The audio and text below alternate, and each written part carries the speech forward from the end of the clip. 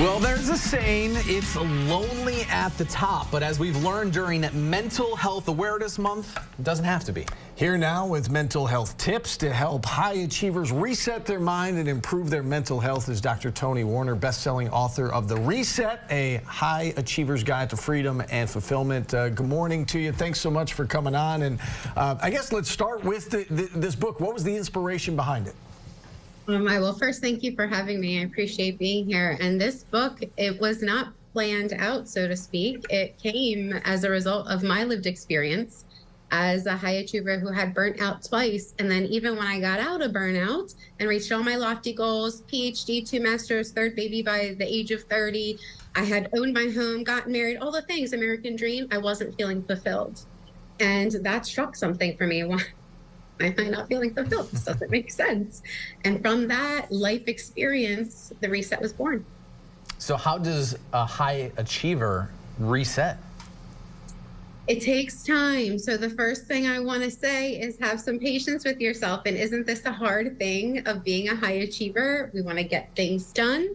We want to get them done well. We have goals, and all of that can be a good thing, right? We don't have to make that a wrong or bad thing. But if we push that too hard and make that mean everything or too much of things, then we can burn out, we can stress out, we can experience high levels of anxiety or chronic stress. So let's start with just giving yourself a little bit of grace and practicing that it's going to take some time. What are some signs of high functioning anxiety among, high achievers? Well, it's a good question. Super loud inner critic. And I want to say this can look different for different people and feel different for different people, but these are just some common ones, right? So that's super loud inner critic in your head, a sense of imposter syndrome or strong self-doubt. This is when it gets to the unhealthy point, right? Overthinking, analysis paralysis, a sense of needing to be perfect. So that perfectionism that we can get stuck in, mental exhaustion, hard time setting boundaries or feeling guilty for saying no to certain things, or feeling like you have to be the responsible one to get everything done because you can't trust anyone else to do it the way you do it. And the list goes on, but those are some common ones when we're using achievement in an unhealthy way. I guess part of the blessing and the curse of being a high functioning is that sometimes people might not know that you're having anxiety. So what are the common myths associated with these high achievers then? I'm so glad you said that, because when someone's in a leadership position or someone is used to being the high achiever, they look often like the high performer. They look often like they have it all together, but outward success doesn't mean there's no inward mess, right? And so oftentimes there is, and that's a really difficult thing for us to navigate because of stigma that's around it. I have to have it all together.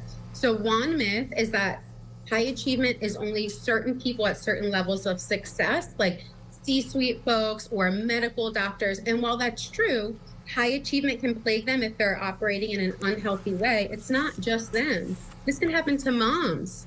This can happen to any parent that's staying at home. This can happen to students. We see a lot of stats that show that students are struggling with academic success because of all of the pressure to be excellent all of the time. Right? So it's not just these particular folks. It can hit any of us in any different season of life. Can you tell us about the free virtual pop-up event that you have happening? What's it, May 30th through June 4th, right? Tell us about it. It's going to be so fun. I'm glad you shared that because it is happening next week. And we are going to bring in research, brain, body, the nervous system that gets affected when our bodies and brains are in a place of chronic stress.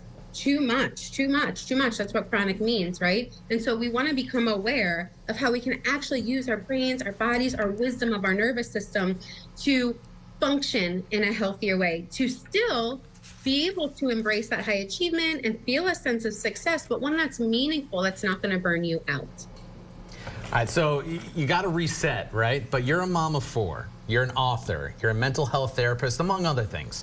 How can one do that, especially just being a mom of 4? I have 3 kids myself, and it's hard to find any time to do anything. That's true. My youngest is 6 months and still nursing every few hours, right? So that means I have to be really intentional. And One of the ways I do that is by just using an intentional scheduler. I have a free template, actually. If your folks want to check it out, you can just grab it for free. It's on drtonywarner.com.